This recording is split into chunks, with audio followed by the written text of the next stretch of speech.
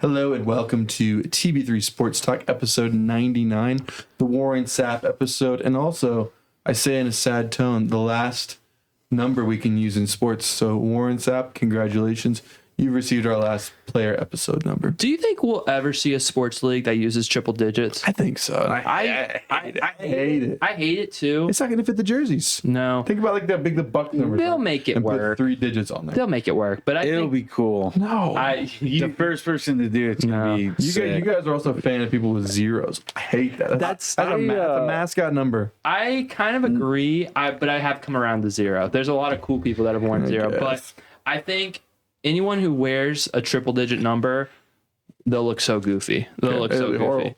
I keep getting Instagram ads for a USF jersey with 813 on it, and it kind of looks sick. Right. That's fair. I don't know. That's not me, but I mean, I'm sure in like 5 years we'll be like, man, somebody finally using 727 for their thingy-majiggy. I've seen some 727 merch. Like I said, there was like a Raise hat, right? Yeah. Yeah, that was cool. Like some local player's gonna do it. Oh yeah, that's cool. That's cool. In like 5 years, we're gonna be here like, oh, that was so cool. Somebody that creative. Should be the mascot number. The mascot should be wearing something. That should be how we. No, not in Tampa Bay though. You can't be hugging the area codes, and I mean that might be a good segue, but like. That is a good segue, but I feel like it's good for the Rays if they're in St. Pete to say 727. No, because then you're alienating the Tampa fans. You can't. You can't fixate on one. Howard Franklin already humiliated some Tampa fans. There was controversy on that already because New Era came out with a hat. They came out with area code hats, and I can't remember which way it was, but the Rays hat either had 727 and didn't include 813 because, like, I guess a lot of hats did include all the area codes. Like Los Angeles had like 1 million, but like. I can't remember which one they did or didn't include it. And a lot of people were upset about it in the Tampa Bay area. Understandably so. That is fair. But, I mean, okay. Joel mentioned it.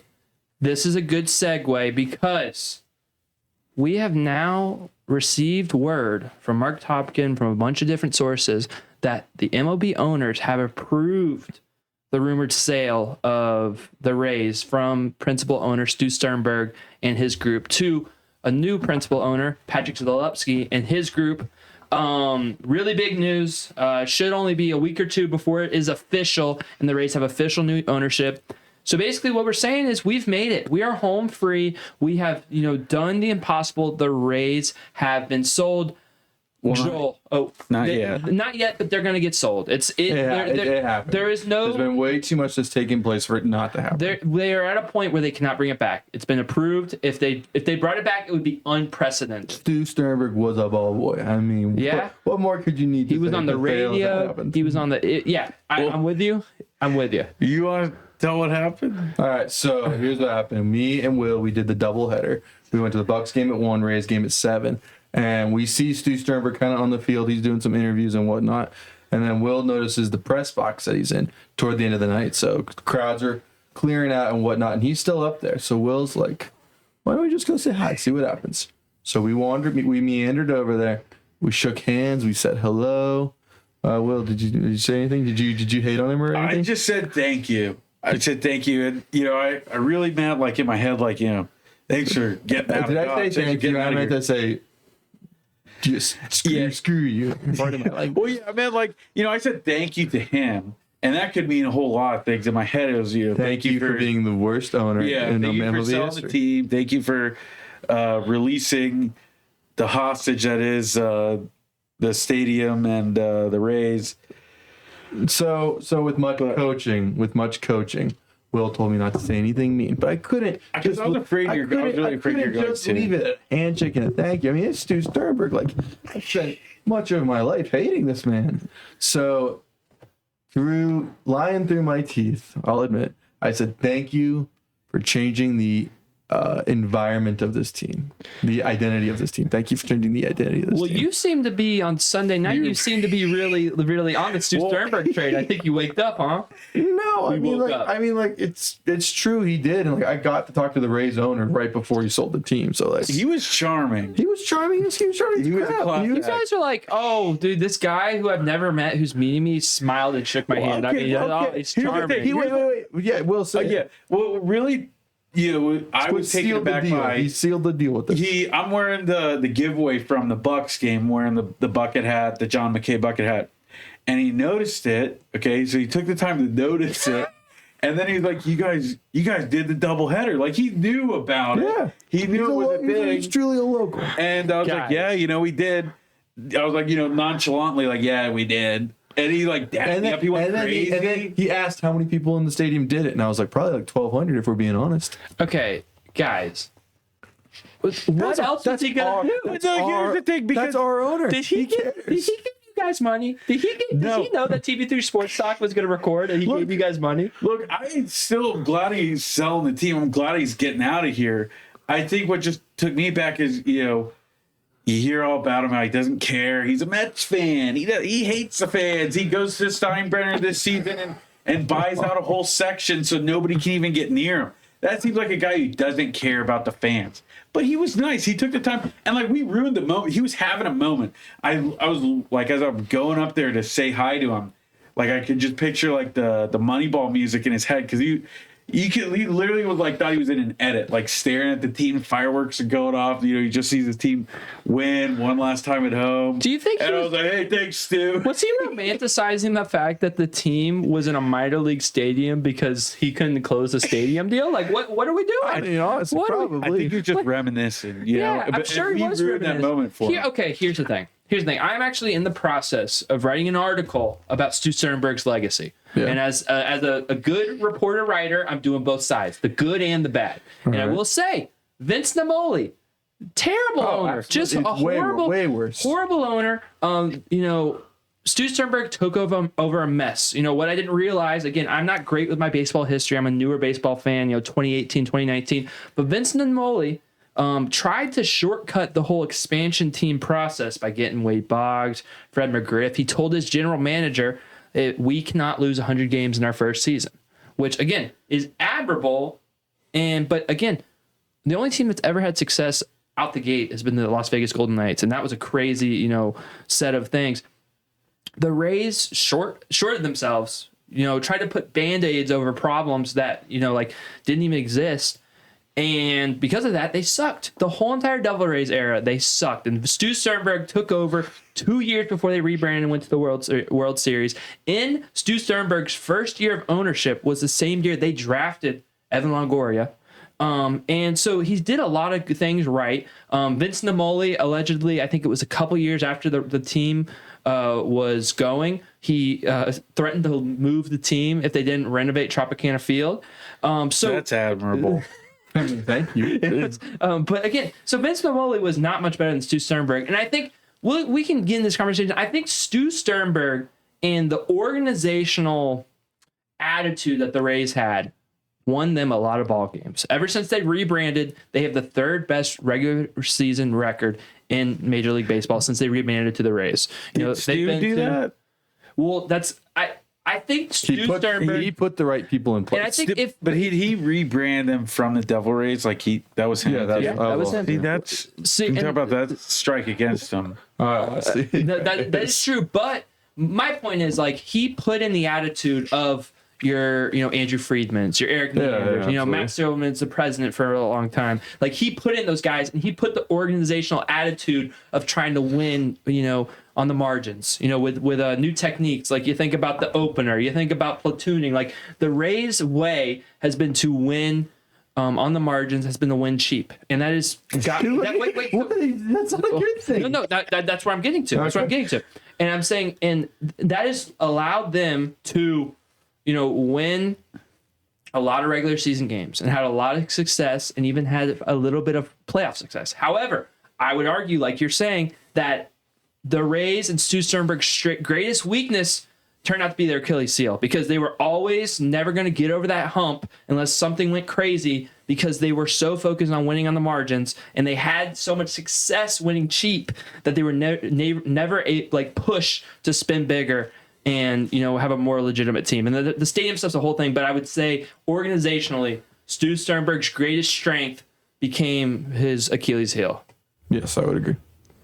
To go back on something you said, though, Yeah.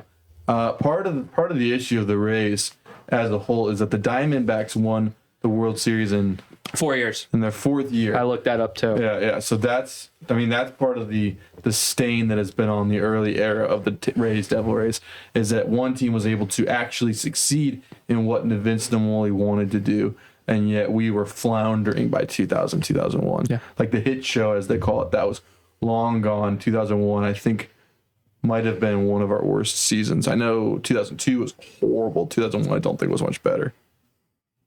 Well, Initial thoughts on Stu Sternberg? yeah, I mean, I think like my actual just thoughts. Just, yeah, whatever About you want to say. anything? What do you want to say about Stu Sternberg and the Rays? Dude, I mean, good riddance. Yeah. Good riddance. You see, with baseball, you need good ownership to win, and it's really any sport. But baseball, especially, because you need money. You need to pay guys. This sabermetrics doesn't work, and I don't applaud him for even finding some of these guys, because we've had great front office guys. Eric Neander. We've had very good coaches. Joe Madden, Kevin Cash. But it's not fair that they've been put in a bind and have to crunch the numbers and do different stuff and play money ball for all these years. I think that's the biggest thing. You know, you look at some of these years, you look at 2021, it sticks out to me glaringly. If you just added some more money to this team, we would have won it all. We would have had a World Series already, but we get dinosaurs. We get the cheap guys. We don't do anything big on the trade deadline. And think of the Nelson Cruz year specifically. Like, we got Nelson Cruz, and then we traded a couple of guys like Diego Castillo and somebody else around that time too. It's like, oh, we got Nelson Cruz. See you later, Diego Castillo, and then one of the older pitchers too. Yeah. Well, I agree with you. And there was plenty, like 2023, you know, that deadline, you know, you get Aaron Savala, you try to win on the margins, you try to do something really smart, it blows up in your face instead of getting the best pitcher on the market for that team that they needed a starting pitcher. 2021. Just abandoning hitting too, like, well, that didn't get any hitters either. I'm gonna give them some slack because they were hitting out of this world, and then either the shortstop became a pedophile. I'll give them some slack on hitting, but they did not have starting pitching, and they had to start Zach Eflin in game 2 of a wild card series because they were not willing to go out and get the best starter on the market. Well, that's another thing too, like just overpaying for Zach Eflin, who was like the fourth man on the Phillies, and you're paying him like an ace. I mean, he's the highest paid player in Rays history. But that's the problem in itself. Is they're not. Zach Eflin got fair market value for a fourth starter. He just got a lot more money compared to other Rays players because the Rays don't spend money on anyone. And you should not be put in a bind where you should have so much pressure on one free agency decision because that's where all your money go to. You think about this last year. That's you know, what I'm saying, if they chose to use their money differently on Hassan Kim and they used it somewhere else, maybe this team is in a better spot. But they had to, you know, pinpoint and try to use their money as wisely as possible. Therefore, signing an injured player that they were hoping could help them in the second half of the season, instead of just signing a legitimate shortstop to bridge the gap from, you know, until Carson Williams came up. And that is the problem with the Rays, is it leaves you with such little room for error with your team to succeed because you're not spending money. And it's almost like for the Rays organization, the success they had in 2008, the success they had in 2010 and 2011, and then bringing it back and being successful in 2019 with a team full of misfits, even 2018, and then 2020 having that run where you get a lightning in a bottle from Randy Rosarina, like stuff like that is baseball, and crazy things happen in baseball. We know that, but some of that success, I think, turned out to probably hurt the Rays more than it helped for their long-term, you know, franchise outlook. And I think if not for this stadium hullabalooza, Stu Sternberg would have, you know, owned comfortably in this way, in this cheap way, because the Rays were having enough success where you can't really get on to them about that stuff. It's not like they're poverty like the Pirates, who haven't been to the playoffs in 15 years. Pirates are a great example of that because they, I would almost say, accidentally built one of the top 5 ballparks in all of America. And because of that reputation, they've been able to coast for sure the last 25 plus years, just on the fact that they have a nice ballpark. So I think that actually is a good point to bring that up, because if, so let's say Stu Sternberg had built that Ybor Stadium back when he was supposed to in 2018, we probably would be ranting about this season being over and having to deal with Stu another year. Yeah, for sure. And it's just like, at the end of the day, Stu Sternberg, he will be remembered for the stadium stuff. Like, we can talk about the whole, not spending money. We can talk about the trading away of high name players that I think might actually be worse, where you're alienating your franchise by trading away their favorite players. Absolutely. Every time you get off the ground, you go right back. And again, there's something to be said about the most reliable Rays jersey you can buy is one with no name on the back. Yeah. That we've always said that as Rays fans, that's the safest one you can buy. There's no, and like, think about it's so fresh in our mind. And I understand that it wasn't a good trade. Randy Arozarena, I mean, a guy who loved being in Tampa Bay, a guy who was, his fame was unlike someone the Rays have ever seen before, or at least in a long time. Like, I would say even pound for pound, he's probably more popular than Longoria in the baseball world, even though we're not saying that he's a better player than Ivan Longoria. But, that fame, and maybe he was having that down here. And maybe you thought he was going to, slowly decline, which was false because he's having a career year in Seattle this year. But even still, a midseason trade out of the blue to get rid of everyone's favorite player is terrible. It's terrible marketing for your team. And that's the stuff that hopefully Patrick Zalewski and the Rays will understand. They will understand that if you want to build a new ballpark, having a nicer ballpark, having a different location, it is a huge part of it. There's no denying. I think moving to Tampa is the right move for the Rays. However, if you can't build a culture with the team that allows fans to buy in and allows fans to actually be fans of the team, they're not going to succeed as well. That's what I've been saying. I think it doesn't matter where the stadium is. If you spend to win and you keep your guys and you have stars where kids in this area grow up rooting for the same player, kind of how it was like us with Longo for most of our childhood. He was a Ray. If you have guys like that and, you build teams that can win and you spend money, I think it doesn't matter where the stadium is. I think that's my biggest thing. It could be in St. Pete. It could be in Tampa. It could be in Pasco County. If you build a winning ball club and keep guys around there, fan favorites, you will fill the stadium. People are going to want to see winners. They want to see winners. I don't know. I think it does matter. I think location still really matters. I can't quite amen that one. You look at the Braves, man. The Braves stadium sucks. Traffic's terrible. There's that. No, I'm saying their location stinks, and people still show up. That's the whole reason why they flipped it. They flipped it because the location stunk. They put on a winner every year, but they're always in the bottom half of attendance. That's why they went to where the population mass was, and that's why they've been able to put on a winner, because now they have the tax region where they're able to make pennies on the dollar for the state for the food and whatnot. And since they've done that, that's when they've been able to win the World Series. Bang. Any other, before we get to the Bucs? I know we'll get to the Bucs. The Steinbrenner era is over. You guys were at the final home game of finishing out 61 out of 81 games sold out at Steinbrenner Field.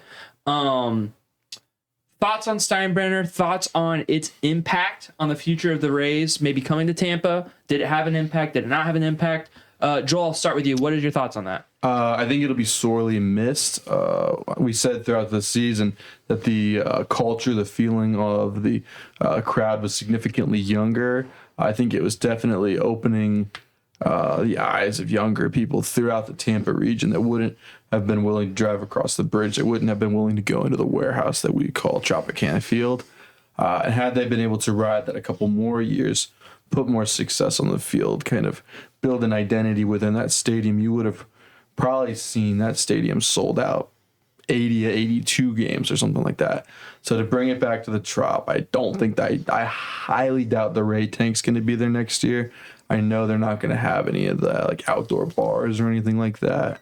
I doubt they're going to have pitching machines or anything, or any of their little pavilion out parcels that they had or anything like that.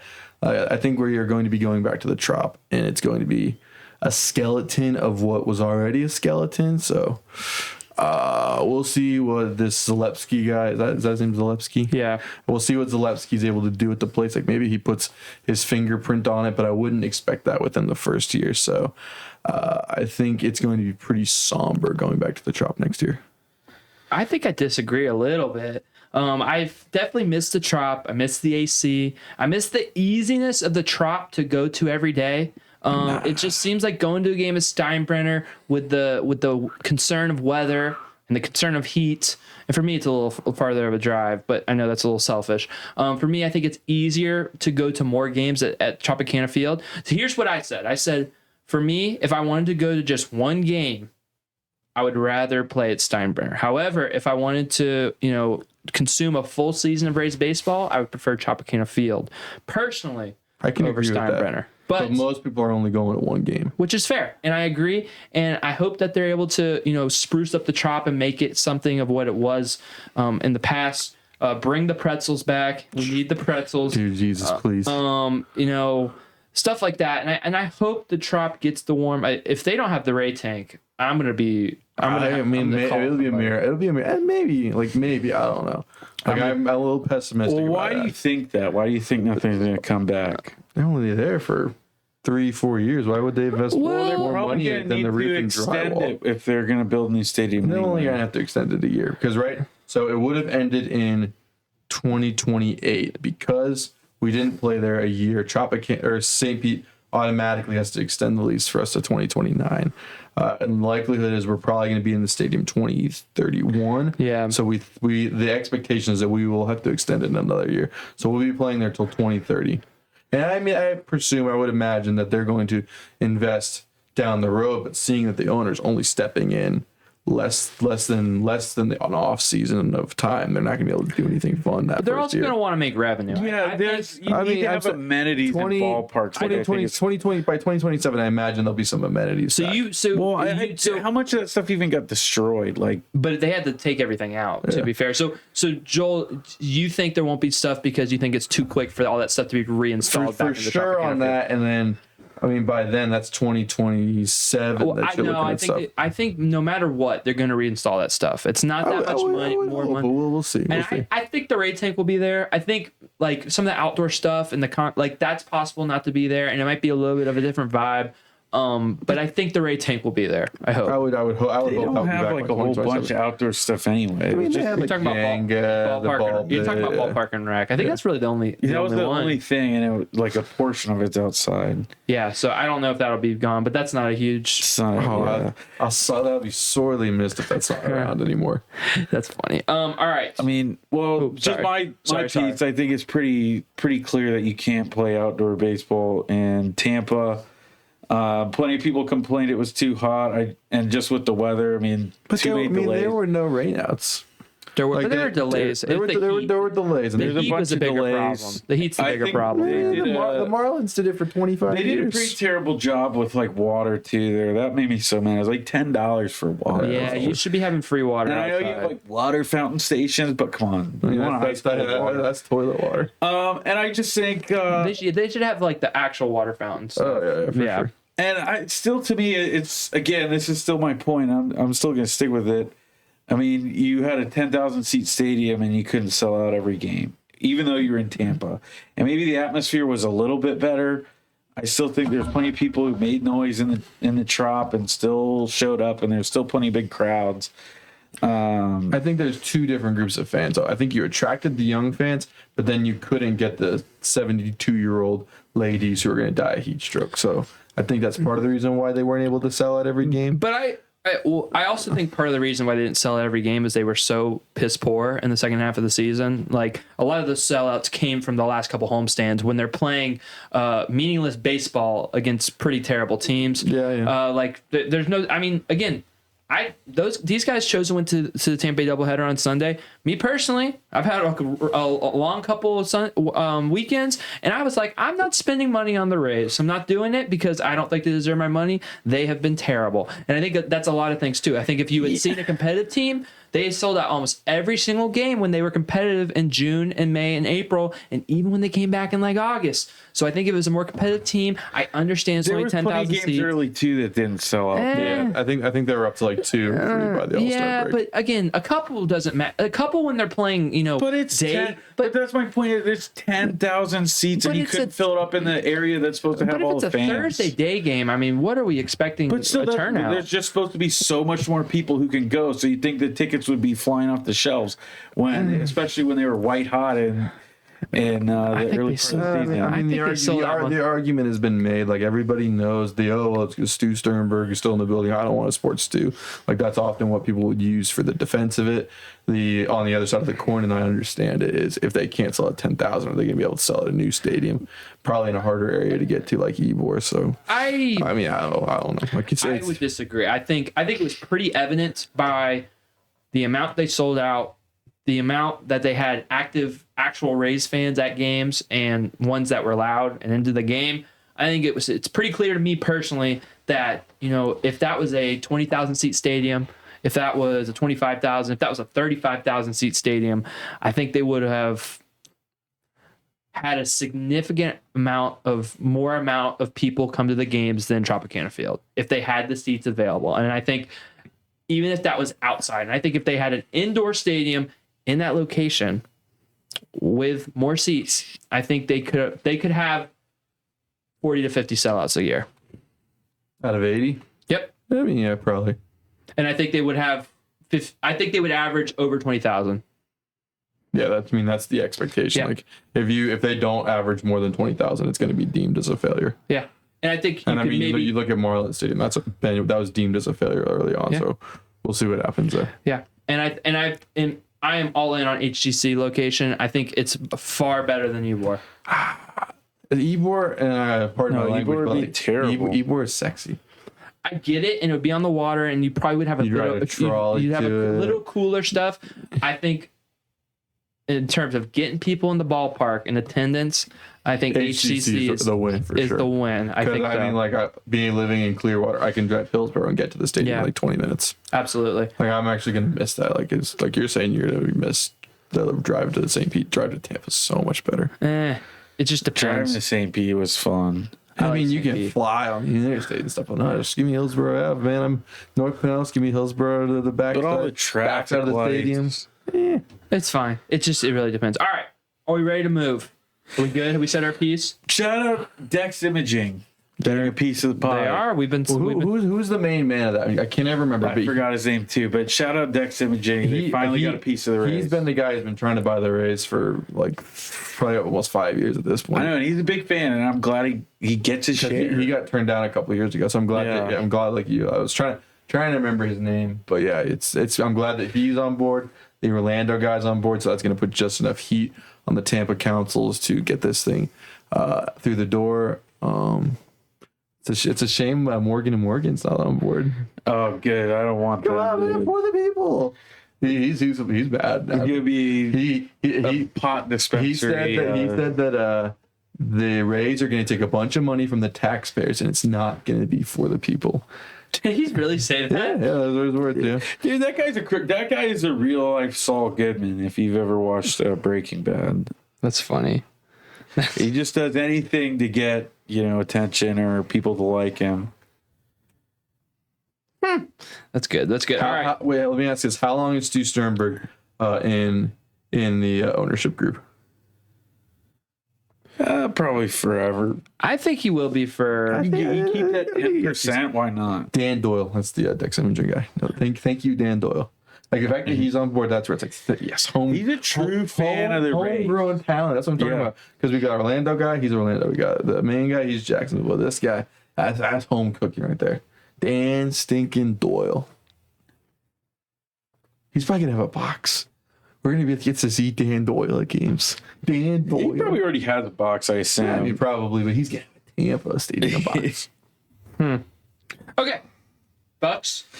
Yeah, the Buccaneers. Shout out the Buccaneers. All right, we know that this is coming out on Friday, so we're gonna breeze through last week's game because it was a long time ago. But your Tampa Bay Buccaneers beat the New York Jets in the all-white creamsicles, getting their first wins in the 1976 all-white creamsicles, 1-8 all time. They beat them 29-27, game-winning field goal kick by Chase McLaughlin. Money McLaughlin. I don't one more game. That was not his fault. It wasn't his fault. No. But the first two games were his fault. That's all right. This game, he had to have He was phenomenal in this game. But the Bucs won. Will, thoughts from the game? Look, I think it's pretty clear and simple to sum this up. I think, the Bucs ran away with this early. Both sides of the ball dominated offense and defense. And I just think, with the injuries and it kind of felt like the Jets had given up. And you're going with a 3-score lead into the fourth quarter. This team definitely let up on the gas. I don't blame them. You saw Mike Evans go down. Levante David got banged up. O'Keefe went down. We'll get to that probably too. I think the Bucs let up, on the gas. They want to get this game over with. And, shout out the Jets. Shout out Tyrod Taylor. He's a savvy veteran. And they didn't quit. They didn't give up. And they gave the Bucs a very big fright there at the end of the game. But the thing, that sticks out to me is we have Baker Mayfield. And it doesn't matter what happens, this team will find a way to win. And they did it again. I think we could talk about a lot of stuff that happened, stuff that went wrong. But at the end of the day, in the NFL, I've said this before, there's no eye test. There's no AP poll. You just have to win the games. You have to beat the team in front of you. You have to win the game, and that's what the Bucs did. They're 3-0.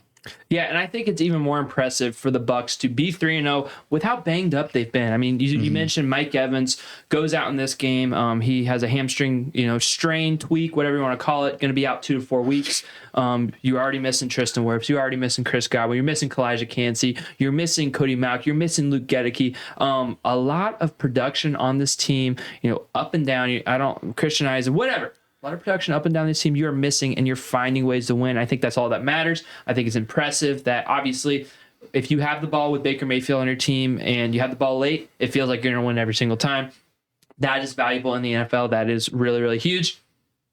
And I think that for that, I think it's very impressive. I think the Bucs have played nowhere near what they're capable of, but they're 3-0. And Todd Bowles says you have to, early on, before the season gets tight, before people have more film on you, before, you get more banged up or other teams get banged up, you have to stack up wins that you can get. The Bucs did not do that last year. They did that this year. It's the first time being 3-0 since 2005. Just really, really impressive win.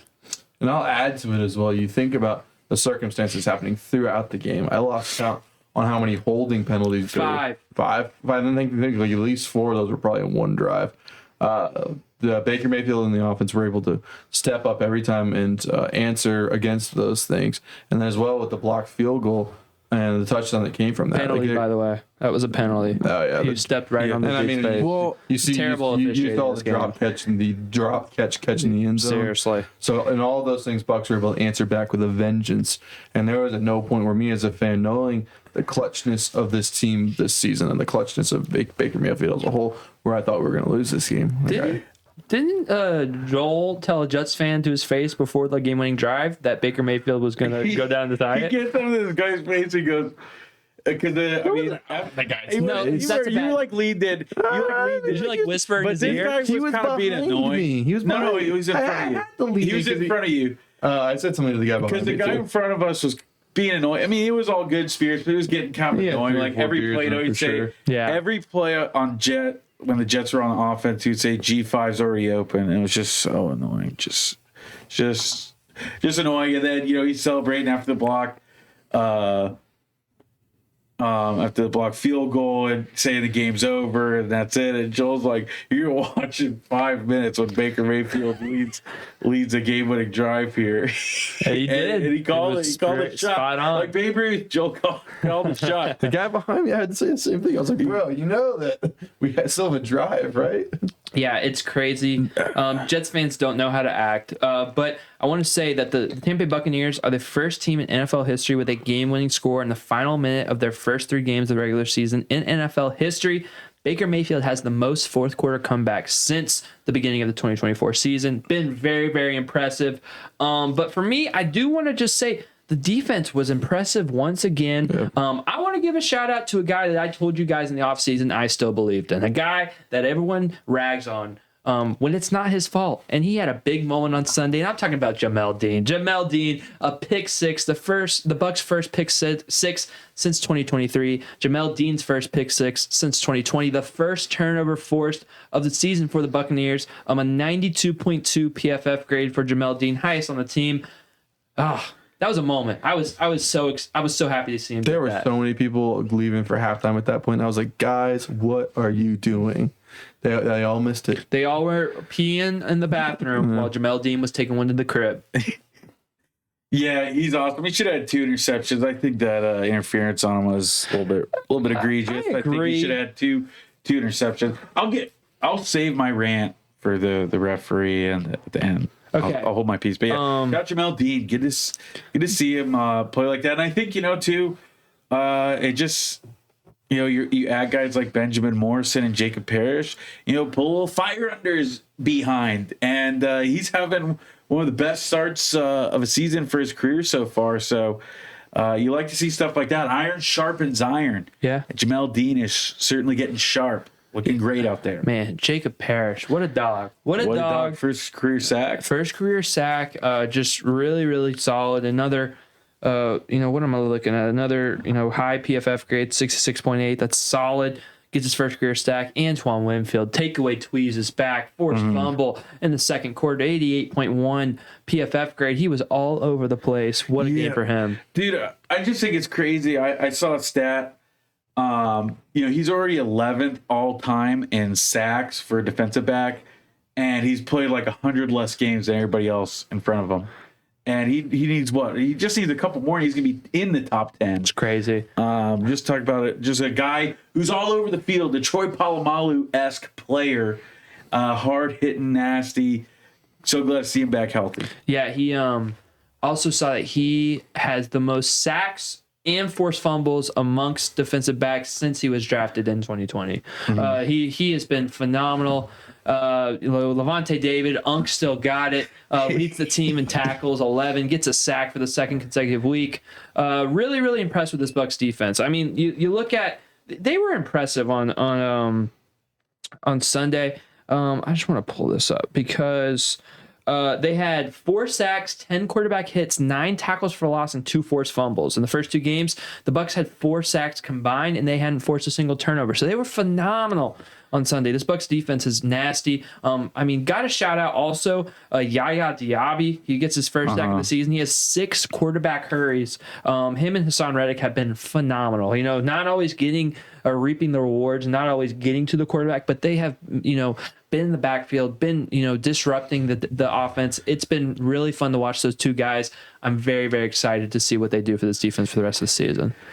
Yeah, I agree. I think the pressure's been phenomenal. I mean, I think one thing that sticks out to me is right now they're currently 8th in the NFL in pressure rate when rushing 4 or less, which I think was one thing that was pretty glaring last year and the last couple of years, is they had to bring in blitzes for them to have an effective pass rush. And now you're top 10 in the NFL.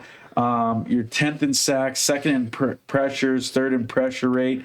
Shout out to Todd Bowles getting pressured, attacking the quarterbacks. They also lead the NFL in most pressures by non-D linemen.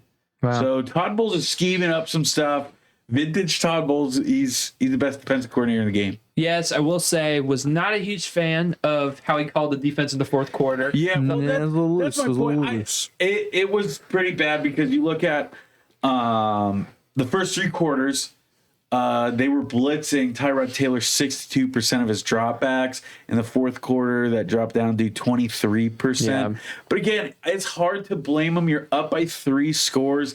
That game seemed pretty much over. You want to give guys some rest. I don't blame them. Try to bleed the clock, play a little soft zone, but it almost come back to bite them. I think, too, we'll get back to officiating once again. Shouldn't even got to that point. Facts. But it did. Also, some poor tackling by Bucs players. If they had tackled better, I don't know if they'd be in that same situation.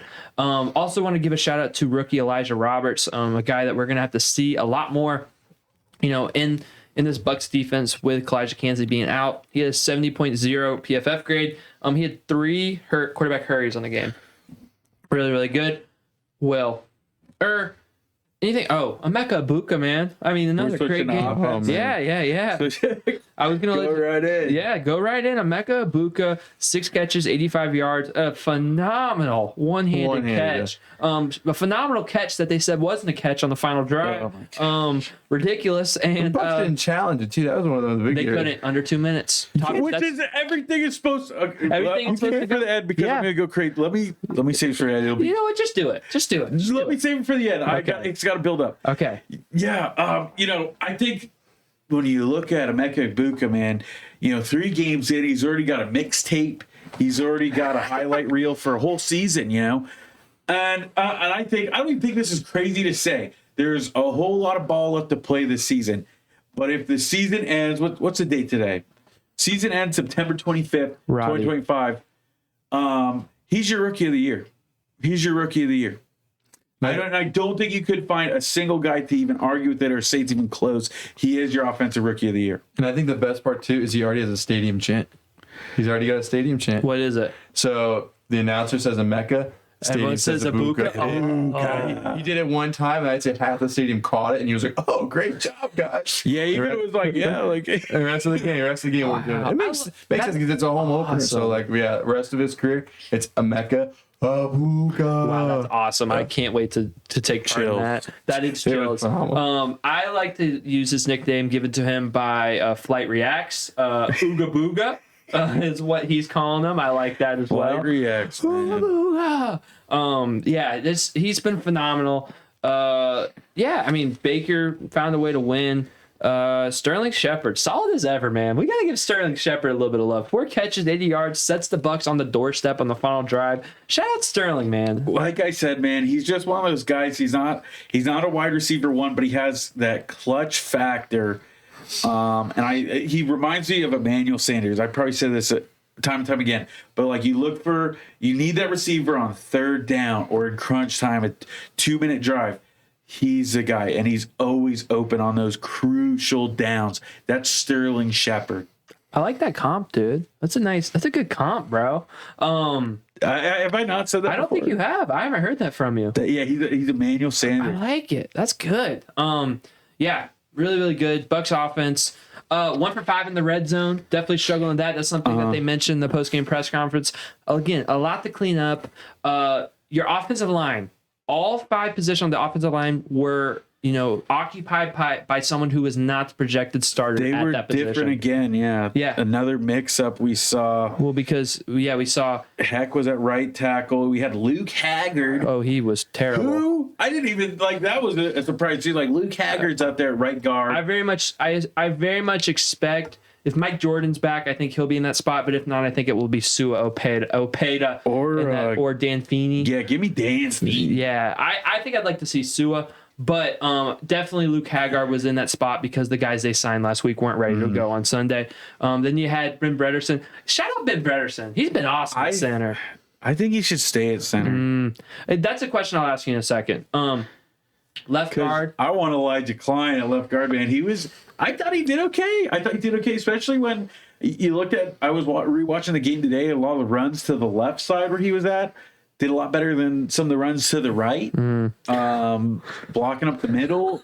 I thought he did okay. Sorry, I was just looking at the PFF grades. The PFF, well, No. They're crazy because Bucky had a 40 or something. Well, he did average 2 point something yards per carry. It wasn't his fault. Which again wasn't his fault. I just wanted no. I was laughing because number one, may God rest his soul, Kokeeft. He had it, dude. I think that we gotta say some because it's he was. Here's a guy. Chris Collinsworth. Here's a guy. He just was, he came up in the wrong era, right? He's a fullback at heart, a gritty, he's gonna put his noggin on the line. He's gonna get CTE for you. But he's found a role on this team. He's great on special teams. He's great blocking. And so he's gonna be missed. He's gonna be missed for the season. So shout out him. It's probably not a fun role to play on offense. He doesn't see the ball a lot. He's really in there just for blocking. A lot of special teams. Me personally, after playing the game, I hate special teams. I think it stinks, but he plays it and he plays it well. So shout out Kokeeft. Rest up Rest up, buddy. Man. Rest up, soldier. Rest up, soldier. Yeah. But I do think it's impressive that the Bucs were able to hold on. Like you mentioned, 5 holding calls. I think it was like 9 penalties on the game. Just very sloppy. Another sloppy game from the special teams. We mentioned the block kick. Could have been called for a penalty, but still another game with a special teams blunder. You can be as good as you want on offensive defense, but the special teams cannot keep putting the Bucs behind in these unfavorable positions. That will bite them. If that happens this Sunday, that will bite them in the butt, and that will cost them. Dude, I'm calling out Coach McGay here, the special teams coordinator, because what's going on, Chief? You know, a block punt last week. We got a blocked field goal this week. And then, like, again, I was watching it again today, and there could have been, like, 2 or 3 other field goals that could have been blocked. I mean, no adjustments were made. I mean, I think it was when the Bucs went up 13-6. That one, like, should have been blocked. There's another one where the guy got so close he knocked over McLaughlin. I think that was when they went up 26-6. One of them where he got knocked over. I can't remember when it was. Punts, too, the same thing. Even though you showed on film you gave up a block punt against Houston. Again, Jets are getting right after you again. Could have gotten caught another thing. So, come on, man. Got to tighten up. You're showing bad things on film, and teams were we're scheming up against it, and it paid off for the Jets. Yeah, and I think you mentioned on the punts, I think that was affecting punter Riley Dixon because he only averaged 40.5 yards per punt. He was averaging over 50 in the first 2 games, so I think the rushing and the bad protection was actually having a pretty big impact on punter Riley Dixon. So again, it's something they have to clean up. It really is. All right, I think we're good on this game, except for you know.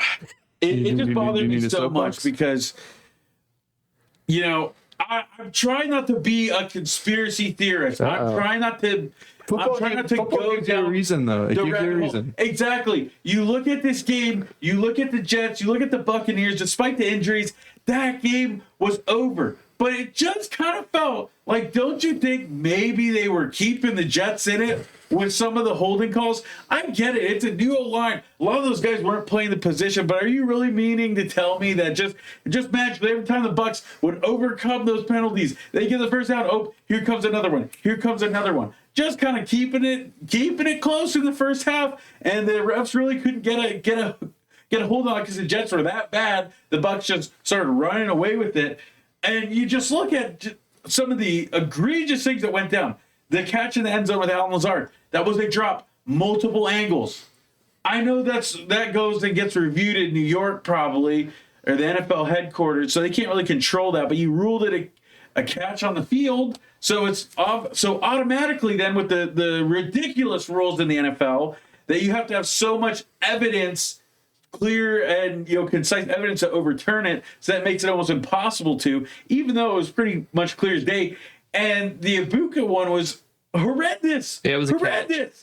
Everything under 2 minutes has to be reviewed like that, and the Bucs wasted a timeout to give them a chance to review it. And you're looking at Adrian Hill on the field, looking up at the giant, beautiful scoreboard in Raymond James Stadium, seeing clearly it's a catch. Yeah, clearly they it's a replayed catch. that clip so many And times. he's like shaking his head like, nope, we're not going to review it. I don't know You have why. to. That's a rule. That's a rule. I don't get it. Adrian Hill, he needs to be investigated. He had to have money on the Jets. I want him in front of a congressional hearing in the United States, in Washington, D.C. I need him standing in front of the Supreme Court because something was going on there. Something fishy was going on that was egregious. It was horrible. And it was the entire game. It wasn't just a couple missed calls here and there. It was the entire game of the refs keeping the Jets in it. And I'm not going to get to that point where I'm going to start talking about how it's rigged and this and that. But you're making it really hard for me not to. Fair. I agree. Some terrible, terrible missed calls. We've had bad reps the whole season too. The Falcons game was bad. Oh, my I goodness, agree. yeah. I agree. Well, then it was the Houston one too. Yeah, You're not wrong. Clip that, man. Adrian Hill, congressional hearing. He needs to stand trial. All right. Will do. Okay. Ahead. 2 3-0 teams face off at Raymond James Stadium, 1 o'clock. the Super Bowl, defending Super Bowl champions, the Philadelphia Eagles, come into the Tampa Bay Buccaneers house. They're coming to Tampa Bay a day early to acclimate to the heat. I'm sure that's going to make a huge difference. I think it's going to be worse. I think they're going to be so worn out. I think that might be a detriment. That's not a terrible thing to say. I just want to say one thing before you guys get there. In the last 7 meetings between the Buccaneers and the Eagles, the Buccaneers have won 6 out of their last 7 meetings, 6-7. Yeah, so the Buccaneers are 6-1. They've beaten Jalen Hurts twice in the playoffs. Just had to get my 6-7 in. I appreciate it. I really do. What's your biggest key to this game on Sunday? I think there's a couple keys to the game. Number one, I think can you overcome the injuries? Can you overcome adversity? You had a 3-week stretch here that's been tough on the team. You haven't played the best opponents, but it's really been tough on this team. You've lost a lot of guys. Now you have the big dogs coming in. It doesn't matter about last year. It doesn't matter that we beat them. It doesn't matter that we own them in the playoffs. It doesn't matter that we own, essentially, thanks to Ronnie Barber, we own the city of Philadelphia. It doesn't matter. It all comes down to 1 p.m. on Sunday. Can you do it again? Can you beat this defending Super Bowl champions? And I think it really starts with your defense. And I think it comes with shutting down the run game. And, it's easier said than done with Saquon Barkley.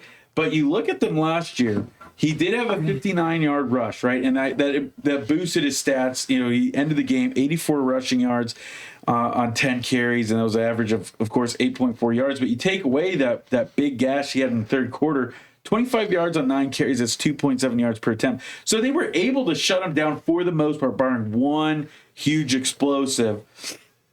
But the Eagles this season, they have not been very good rushing the ball anyway. They've had troubles with it this season. So I think that's key number one. If you can do that again, if you can replicate again, shutting down Saquon, shutting down that run game, and forcing Jalen Hurts and that offense to beat you with his arm. Keep him contained. Don't let him scramble. I think that was a big thing. You mentioned it. The missed tackles. They had Tyrod Taylor dead to rights. He was able to break out of it a couple times and scramble for a first down. I'm pretty sure Jalen Hurts can do that too. I think it is really going to rely on Servace Dennis, man. You got to play better. Like I said with Saquon Barkley, you got to shut him down in the run game. But when it gets to the pass game, you got to be able to do something there, because I think the Eagles are going to see on film he has struggled mightily, and I think they're going to try to exploit the Bucs with Saquon catching some passes out of the backfield. So I think this is a huge game on the linebackers, but most specifically on defense, it's Servace Dennis. You got to hold your water, son. I wonder if that's an adjustment Todd Bowles will make, and maybe even put a guy like maybe a Jacob Parrish or a guy sliding down like Tyke Smith and match him up with Saquon Barkley a little bit more to kind of take Servace Dennis out of that spot, because we saw Servace Dennis play a running back at a similar caliber, even probably a little bit better week 1 against Bijan Robinson, and the Falcons, ate Servace alive. They were looking early and often to put Servace in one-on-one matchups with Bijan Robinson. We saw the Bucs kind of get burnt by it. On the opening drive, long touchdown receptions. Bijan Robinson had over 100 yards receiving in that game. I'm sure the Eagles have seen the film. And the Eagles have also seen the Bucs running defense. I mean, you look at the Bucs running defense, they are top 5 in the NFL. They're only allowing 3.6 yards per rush, 84 yards per game. In 11 straight games, the Tampa Bay Buccaneers have ran for over 100 yards and held their opponent to under 100 yards, the longest streak in NFL history. It's very, very impressive. That is a key. I think the Bucs, they match up stylistic very, very well. The Eagles are looking to bully. They're looking to, establish the run game, and the Bucs just won't have it. They have Vita Vea in there. They have Levante David. They have great run defenders. And that's why I think, the Eagles have had so much struggles against the Buccaneers. It's just not a good stylistic matchup for them, and they're going to have to try something different. And I think that wrinkle might be like you mentioned, Saquon in the pass game. So I'm interested to see the chess match with Todd Bowles. Will he slide, a nickel guy over to Saquon Barkley? Will it's also important to note too with how he schemes that up, because he has to be careful, because this is the first time that the Bucs will also see AJ Brown. They have never seen him in the past 2 games either. So yeah. as another receiver, you have to look out for. They're going to have Devontae Smith and AJ Brown healthy, so I think that's a good match. Big test. I think that's a good matchup for Zion McCollum, though. I really do. Bigger receiver. We saw Zion McCollum hold Drake London to 20 yards less than a season average in week 1. I think pretty similar types of receivers, AJ Brown and Drake London. I think Zion McCollum will be able to hold up pretty well against AJ Brown. I think the last time AJ Brown actually played against the Bucs was 2023, that Monday Night Football game, and Zion McCollum really wasn't a prevalent part of the Bucs team at that point. So I think Zion McCollum will be able to hold down AJ Brown. I'm not too worried about that. I'd actually be a little bit more worried about the speed and the shiftability of Devontae Smith. That's kind of the type of receiver that has given the Bucs trouble. But I want to flip to the offensive side of the ball, because I have a pretty big key, and it comes down to some of the injuries, and it comes down to guys stepping up, but the interior of the Buccaneers offensive line, we don't know what it's going to look like. Is Graham Barton going to slide back to center, or is he going to slide over the right tackle, because Tristan Wirfs will likely play? Is Ben Britterson going to be center? That's a big thing to know. Yeah. Tristan Wirfs should by all means play, hopefully. Yes. And Chris Godwin as well. Yes, and Chris Godwin would be a huge help. Yeah, if you want to just some updates, I'm going to just double check just so I'm right. But it's looking like, if we go off of... Okay, Mike Evans will not play this week. Chris Godwin should play this week. Christian Eisen will probably not play this week. Charlie Heck was limited. Baker Mayfield was limited. I think they will both play. Tristan Wirfs should play. Levante David should play. So the Bucs will be out, but will be without Luke Gedeke, Mike Evans, Kalijah Cansey, Keith, and that's probably it for the main guys. I might be missing one. But they're going to have to reshuffle their offensive line again. I'll be interested to see, are they going to move Graham Barton over to right tackle? Are they going to move him back to center? Are they going to let Charlie Heck play right tackle? I don't know. I'm kind of assuming Baker Mayfield alluded to a quote, it's going to be nice to get Graham back to center and Ben back to guard and Tristan back to left tackle. Yeah, I think it's pretty much confirmed. The Bucs draft him to play center. Graham Barton, that is, so he will be the center. Yeah. Although I don't know if I want it, that's most definitely going to be the case. No, and I agree, and I think it will be good. I think the combination of him and Bretterson will be good, because we saw, the Eagles have a strong interior of the defensive line. Jalen Carter, Jordan Davis, some Georgia boys up front. I'm glad that we're getting healthy on the interior, because this is a tough matchup. Looking for, not only for the Buccaneers to hold up and, hold up a pass block, but actually block the run better. I mean, Bucky Irving averaged less than 3 yards a carry last game. They ran it a lot, but I think that's also kind of a product of not having both tackles. So I think I'll be interested to see what the Buccaneers game plan from Josh Grizzard will be this Sunday. Yeah, I think he's got a lot of things to juggle with, but there is something interesting so far. I agree. I completely agree with you. I think Jalen Carter and Jordan Davis, that's one of the most dangerous interiors in the NFL. And I think it's going to be most important in the passing game to protect Baker Mayfield. A lot of times, Baker loves stepping up into the pocket and making those throws, and that's kind of his escape route too when he scrambles. So if you're getting a bunch of pressure up front, that's going to be really tough for Baker Mayfield. You're going to have a long day, I think. But one thing that's interesting is the Eagles are 25th in rushing yards allowed in the NFL. They're averaging 133.3 per game. They're last in the league with a 45.1% success rate against the run this season. So I think that's something too that I'm interested to see. Like, maybe this is going to be something that the Bucs can utilize despite their injured O-line, despite kind of the ragtag crew that gets put together. Maybe they're going to be able to find some success against the Eagles defense in the run game. And I'm hoping that's the case. It's going to make it a lot easier for this offense. But yeah, and I think the last thing too, I don't know. We assume Chris Godwin will play. I think he most likely will play, but we don't know. I think the good thing is that they didn't put Godwin on the injured reserve, so he's been able to practice with the team. I think There's going to be some rust for sure because you can never replicate that game speed. But he has been practicing with the team. He has been getting reps. But I think Grizzards got to do a good job, and you got to scheme Ibuka open. You got to get this guy open in space, making big plays down the field. Because, again, I don't know still how much Godwin's going to be a factor, and you don't have Mike Evans either.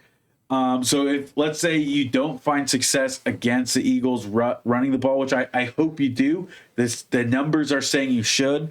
But, yeah, that's really on Grizzard. You got to scheme Ibuka open. Yeah, and I think another thing to note about the Eagles is their cornerback position has not been this season very steady. They got the two rookies. They have Cooper DeJean in the slot and the nickel, and then they have Quinyon Mitchell. And they have Quinyon Mitchell on one side. But last year they had Slay, right? They had Slay last year on the other side. So and Slay is now in Pittsburgh. So they've been using Adoree Jackson on that side, and he has not been. He's been great. banged up too. He has been banged up, and he has not been playing great. I'm looking, a 54.4 PFF grade last week, a 53 to coverage grade. So it'll be interesting to see, who gets those matchups. I'm assuming that Quinyon Mitchell will, be on Emeka Ibuka for the majority of the game. I don't know how much Chris Godwin is going to play and how, right he's going to look for them to, be using Chris Godwin, the entire time, like as a number one receiver at this point. Mm-hmm. So I think who's going to be able to feast on that second cornerback? Will it be Godwin? Will it be Sterling Shepard? Can the Bucs make that side pay if Quinyon Mitchell is matched up with Emeka Ibuka and that kind of breaks even? Yeah, I think that's a big thing. I don't know if he'll get called up, but a secret weapon, man, Devin Culp. He's gonna have to because O'Keefe's down. And again, tight end production has been lackluster for the Bucs. I'd love for them to get K-Dot more involved, but that just doesn't seem like I think Devin Culp's he's a receiving tight end, man. So we're looking for a big play from Devin Culp on Sunday. I'm hoping. I really am. All right. I like it. I also think that run game is important. I mean, we saw them just gash the Texans in the run game with Rashad and Bucky Irving, and they just did not have the same amount of success. I'm hoping with a healthier offensive line that they will be able to control the line of scrimmage a little bit better, which I think if you control the line of scrimmage against Philadelphia, I think you will win the game. And I like Will mentioned, defensively, you have to make Jalen Hurts sit back and beat you with 5 to 10 yard passes. If he has to throw up and down the field, I think your defense has a really good shot. And I think a big thing too is watching the Rams and Eagles game from last week. Eagles escaped with a win themselves with a blocked field goal of their own, believe it or not. One thing that really stood out to me is the Eagles started off slow. They were at home. They started off slow, a big turnover. They were down by, I think, 3 scores at one point. Maybe 2, maybe just 2 big scores. Mm-hmm. I think it was 26-7 or 20. I don't know. It was something pretty big. But the one thing I saw was that they started off slow on offense. They turned the ball over a couple times, and what we've seen this Bucs defense do is they've given up scores on every drive, every opening drive. And I think that's one thing that the Bucs defense really has to hone in on. That first drive, let's get a stop at least. Let's get a 3 and out. Let's have that. Let's get that in their head. They're going to start off slow, be the more physical team to start.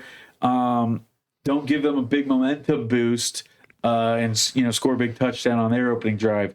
I want to see the Bucs defense get a stop there on their first drive, not allowing any points. Turnover would be great. And I'll add to that. I think one of the big keys of the game as well is to keep the Eagles fans that are inevitably going to be in this stadium in check. I remember last year, if I'm not mistaken, I think the Eagles fans absolutely took over the stadium. 2 years ago. You're thinking of 2 years ago. Okay, 2023. Last year it's fine. All right. Yeah. They had a game at Ray J last year too. So I think that's going to be big, especially now that they're Super Bowl winners. And as well, I imagine Bucs fans probably sold their season tickets because the Eagles fans were so desperate to see the Super Bowl champions on the road. So I think this could be a game where they take over. So Bucs fans, if you're there, Be loud. please be loud. Jets fans nearly took over at certain points this week as well. So public service announcement, PSA, if you have tickets, if you're blessed with tickets to this game and something comes up and you have to sell them, find the Buccaneers fan. Please, you always gotta look for the local find area a Bucs fan. But that's just the Eagles' way. It's their yearly pilgrimage to travel down to sunny Tampa to lose to Daddy. That's right. Yeah. So I mean, if the Eagles start out hot, though, it's gonna be harder. Yeah, for sure. But it's the only thing that's hot is going to be the state of Florida for the Philadelphia. Bro, I've never burned my knees as much as I did that game this week. Dude, I'm paying the price, man. I'm paying the price. I got burned that's all brutal, over. bro. It was worth it, though. It was. Me and Joel went down in the history books. We did. You're never going to be able to do that again? Hand. Yeah, doubleheader, never been done before. Yeah, it's awesome, and probably never done again. Yeah, if that's because that's what we were thinking. The Hillsborough Community College that might not work. We don't know for sure. So again, it could have been the only time you could walk across the street. Only time I've ever left my car in one spot for a Bucs and the Rays game. Yeah, amen. All right, we've talked about it. Now let's predict it. Joel, I will start with you. How you feeling in this game? Sorry, guys. I'm gonna go lost on this one. 31-20. Will, would you like to go next or me go last? Do you have a motivational speech, or if you want? Because you asked it, I feel like maybe you want to go last, so I'll go second. Okay. I was full-fledged, ready to come in here and predict the Bucs loss. I just think the injuries were too much, and they're banged up. But then I realized talking about it, that sometimes in sports you just have somebody's number. And right now, the Bucs have the Eagles' number, and I don't think that's going to change. I really don't. I'm looking at the number. I crunched the numbers, doing the stats. I think the Bucs are going to win, man. I think they're going to win. We just have the Eagles' number, and they're going to be the fourth team in the 50 great years of the Tampa Bay Buccaneers football to start out 4-0. Fourth team in history. I think it's going to be a battle for sure. But I think the Bucs win this one. I think they're going to win this one 28-23. Yeah, I've been torn in this game. I really have. I think there's a lot of things to not like about the Bucs' first three games. I think the offense's inconsistency. I think the defense's fourth quarter last week. I haven't liked those. I haven't liked, I don't like the injury to Mike Evans, and obviously the offensive line has been a mess. But I think the offensive special teams have been horrible. But I think offensive inconsistency is what I've kind of honed in on. And I was up until about 10 minutes ago, I was going to pick the Eagles. I really was. But, sometimes when an offense is inconsistent and we know that they got better in them, and they have three pretty mediocre games in a row where they're kind of bailed out and just have to be clutch, they're kind of due for an explosion. You know what I'm saying? They're due for an explosion. And I really do think that getting Wirfs back, I think will...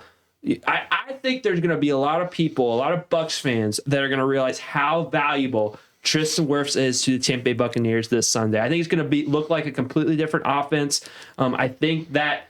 Again, like I said, I think stylistically it's not a good matchup for the Eagles, and I think the Bucs are going to win. I really do. It's in Tampa, and I think they're going to win. And I think they're going to have a big scoring game, and I think they're going to win pretty handily. I really do. And like you said, the fourth team to ever be 4-0 in Tampa Bay Buccaneers history, that is impressive. That is impressive. I think they put it all together, and I think they win 27-17. And I think Chris Godwin gets a touchdown. Ooh. I like it. Yeah. So 1 p.m. Fox, tune in to see your Tampa Bay Buccaneers face off against the Philadelphia Eagles. If you're here and you've made it, make sure you subscribe to the channel, hit the like button, share the video with your friends, follow us on Instagram, follow us on X. Make sure you guys go over, if you're on Spotify, hit the 5 stars, hit the follow. If you like our content, make sure, if you're college football fans, whether USF Bulls, hometown team, maybe the Florida Gators, and you're sad, you want to hear people rant, maybe the Florida State Seminoles, and you're happy, and you want to hear people gas up your team, whatever a team you're a fan of, unless you're Miami, don't watch our show if you're a Miami fan. UCF too, no UCF. Yes, those two teams, get out of here. But in all seriousness, if you're a college sports fan, you got to check out TB3 University. It's on the YouTube page, it's on the Spotify. Just scroll down, find it. Get in touch with your USF Bulls and listen to us talk some college football sports or college football in general. Top 25 college football show in the nation. Bang. PA people. Bang. So yeah, check that out. Subscribe. Root on the Bucs. If you have a ticket, sell it to a Bucs fan or go to the game. Do not sell it to an Eagles fan. But most importantly, have a beautiful and blessed night, guys.